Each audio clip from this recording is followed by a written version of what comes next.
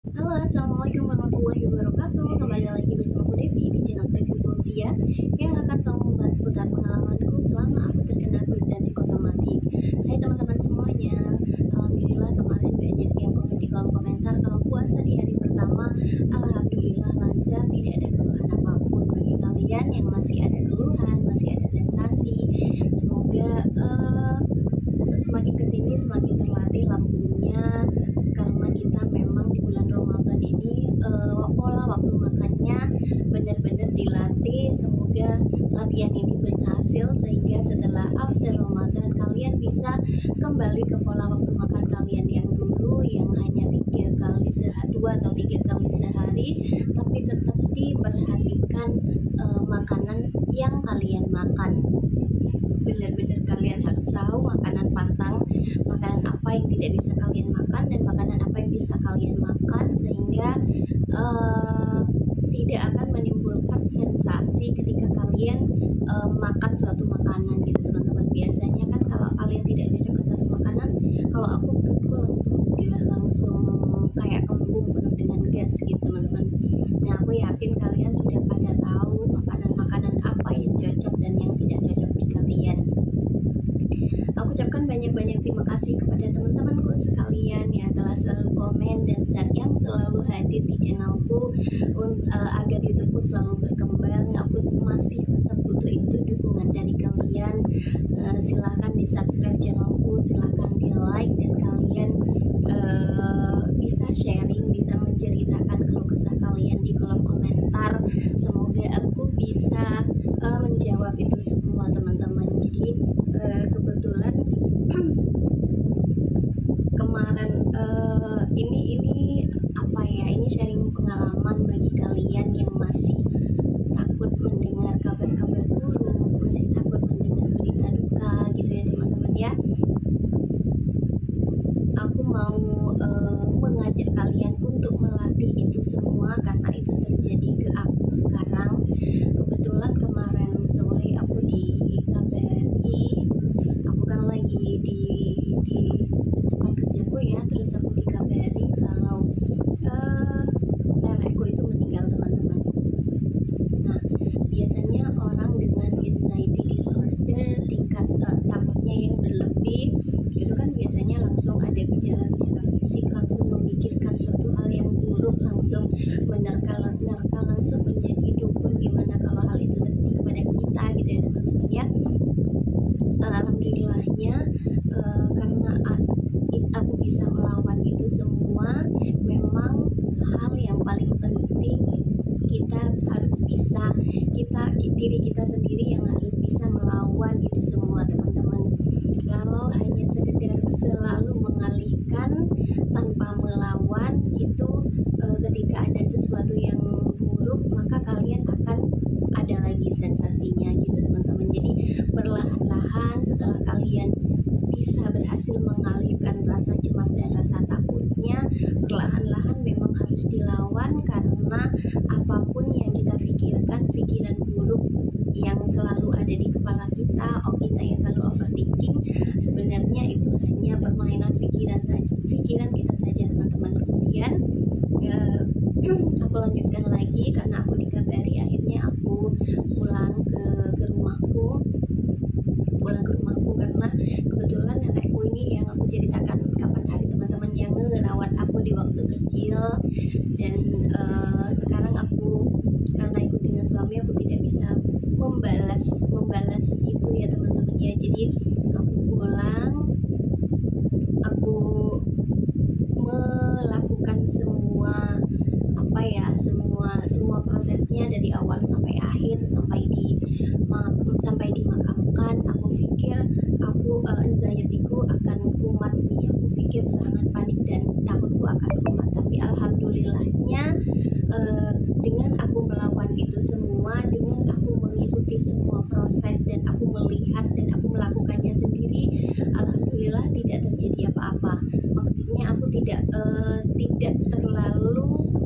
Tidak seperti yang dulu ketika aku mendengar berita buruk atau berita duka, aku bisa seharian bisa ceket di aku, bisa langsung membuatku kayak kelingan, bisa membuatku mual-mual gitu, karena emang terlalu dipikir. Ketakutan-ketakutan itu ketika kita lawan, insya Allah tidak akan apa ya, tidak akan terlalu mengganggu teman-teman. Jadi poinnya di sini adalah bagi kalian yang masih takut mendengar berita-berita duka, bagi kalian yang masih takut mendengar hal-hal buruk, maka memang yang misalnya ada tetangga kalian yang entah itu yang meninggal dunia, yang sakit parah, kalau saran aku, kalian setakut-takutnya kalian, ketika kalian berani muncul ke sana, ketika kalian berani datang ke tempatnya, insya Allah ketakutan-ketakutan itu perlahan-lahan akan menghilang teman-teman. Tapi kalau ada kalian mendengar hal buruk, keluarga atau saudara kalian ada yang meninggal dan kalian tidak berani datang karena takut hal-hal buruk terjadi, itu akan keterusan teman-teman. Jadi menurut aku, jika kalian sekarang sedang di fase ini tidak bisa mendengar hal-hal buruk, tidak bisa mendengar kabar-kabar duka, kalau menurut aku alangkah lebih baiknya kalian datang saja, insya Allah tidak apa-apa teman-teman. Dan kayaknya itu akan menjadi obat, itu akan menjadi jalan kesembuhan kalian sendiri, karena memang yang bisa menyembuhkan kita, terutama kita yang sedang menderita gangguan kecemasan dan kepanikan berlebih, memang kita sendiri yang perlu melawan, kita sendiri yang perlu meyakinkan diri kita kalau kita ini memang baik-baik saja. Hal-hal sensasi-sensasi fisik yang datang ke kita itu karena memang kita yang terlalu overthinking, dan aku yakin karena memang kita tuan rumah di tubuh kita, kita tuan rumah di pikiran kita, kita yang bisa mengendalikan pikiran kita. Aku yakin kita semua bisa mengendalikan pikiran buruk yang ada agar mereka tidak stay di kepala kita. Wajar ketika kalian mendengar hal-hal buruk kalian cemas, wajar ketika mendengar berita-berita duka kalian takut, tetapi jangan sampai hal itu, berita itu, pikiran takut itu cekat di kepala kita. Biarkan mereka singgah sementara, kita lawan dengan berbagai cara. Misalnya kita datang ke tempat itu, ke tempat di mana tetangga kita yang meninggal, kita datangi saja, insya Allah perlahan-lahan rasa takut itu akan menghilang teman-teman. Tapi kalau misalnya kita tidak lawan, kita tetap berlarut-larut dengan ketakutan dan kecemasan, maka sampai nanti pun ketika kita tidak akan pernah siap mendengar berita-berita buruk dan berita-berita duka yang ada di sekitar kita. Sedangkan kita tidak bisa memungkiri bahwa setiap harinya kita tidak hanya akan mendengar hal-hal baik. Jadi kita harus menyiapkan diri kita, terutama dengan gangguan anxiety disorder, kita harus menyiapkan diri kita mendengar hal-hal buruk. Nah, ketika kita sudah bisa menghandle itu semua,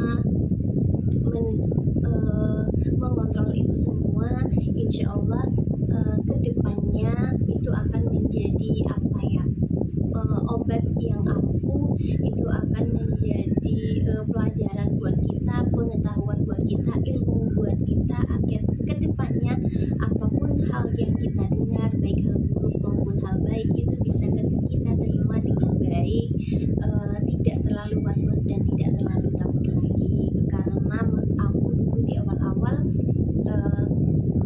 hal ini sangat mengganggu teman-teman, apalagi di musim COVID itu kan banyak kita mendengar kabar-kabar duka atas saudara, kerabat atau orang lain, dan itu benar-benar sangat mengganggu. Itu lumayan membuat aku stres, sehingga ketika aku stres maka asam lambungku naik lagi, banyak sensasi yang aku rasakan lagi, padahal hanya mendengar berita buruk. Padahal dulu ketika kita sebelum kita terkena anxiety disorder,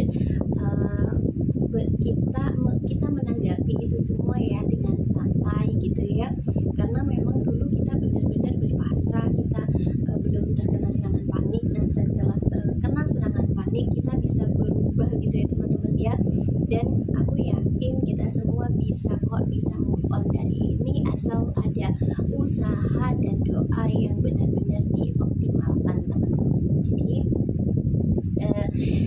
sebenarnya hari ini aku sudah memutuskan untuk tidak membuat video ya, tapi kok kepikiran ternyata banyak dari kalian yang takut, yang masih was-was ketika